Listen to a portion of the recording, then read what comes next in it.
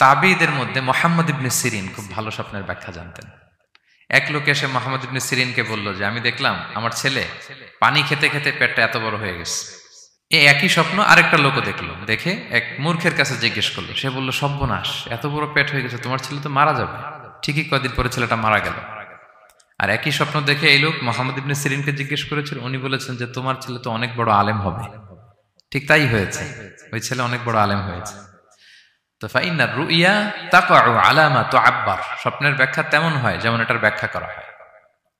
রাসূল সাল্লাল্লাহু আলাইহি ওয়াসাল্লাম একবার স্বপ্নে দেখলেন যে তিনি ওনাকে দুধ দেয়া হয়েছে, বাটিতে দুধ খাচ্ছেন, পরে আঙ্গুলের ফাঁক থেকে দুধ বেরোচ্ছে। এই সামান্য একটু দুধ রাসূল সাল্লাল্লাহু আলাইহি ওয়াসাল্লাম উমরে ফারুককে দিলেন। সাহাবারা বললেন, মাযা আউয়ালতা বিহি ইয়া রাসূলুল্লাহ, এটা তাওয়িল কি? তখন বললেন, আউয়ালতু বিহি আল ইলম, এটা দিয়ে আমি জ্ঞান বুঝিয়েছি, মানে উমরে ফারুকের আল্লাহ তাআলা অনেক জ্ঞান দিবে। স্বপ্নে কেউ দুধ খাচ্ছেন, এটা আপনার জ্ঞানের প্রতীক। রাসূল সাল্লাল্লাহু আলাইহি ওয়াসাল্লাম স্বপ্নে দেখলেন লোকজন দাঁড়ানো, কারো গায়ের জামা এতটুকু, কারো এতটুকু, কারো হাঁটু পর্যন্ত, আর উমরে ফারুক জামা একেবারে টেনে হিচড়ে যাচ্ছে। তো সাহাবারা বললেন, মাযা আউয়ালতু বিহি ইয়া রাসূলুল্লাহ, এই স্বপ্নের তাওয়িল কি, ব্যাখ্যা কি? রাসূল সাল্লাল্লাহু আলাইহি ওয়াসাল্লাম বললেন, আউয়ালতু বিহি আদ-দীন আত-তাকওয়া, এটা দ্বারা আমি দিনদারি বুঝিয়েছি, মানে উমরে ফারুকের দিনদারি অনেক বেশি। স্বপ্নে কেউ ছোট জামা দেখলে তার দিনদারি কমতেছে, এটার একটা আলামত। তো এই জন্য হুট করে স্বপ্নের কথা কাউকে শেয়ার করতে নেই।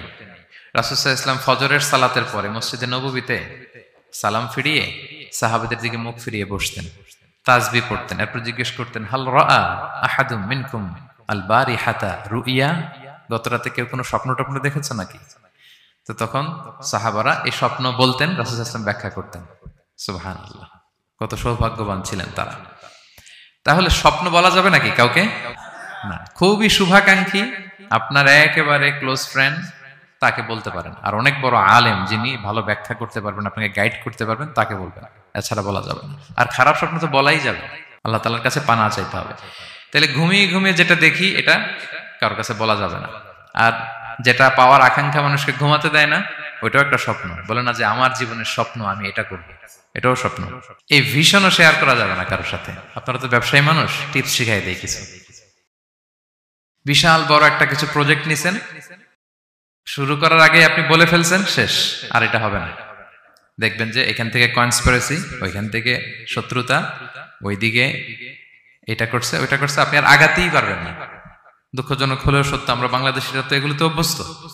সবার মধ্যে কম বেশি জেলাসি কাজ করে ন্যাচারালি, আমাদের বাংলাদেশিদের এটা আরো বেশি। আমি আমার প্রায় আলোচনাতে বলি যে আমাদের জাতীয় খেলা হাডুডু হওয়ার কারণ হচ্ছে এই খেলার ধরনটাই এমন, একজন সামনে যেতে চায়, 10 জন পা ধরে পিছনে টানতে চায়।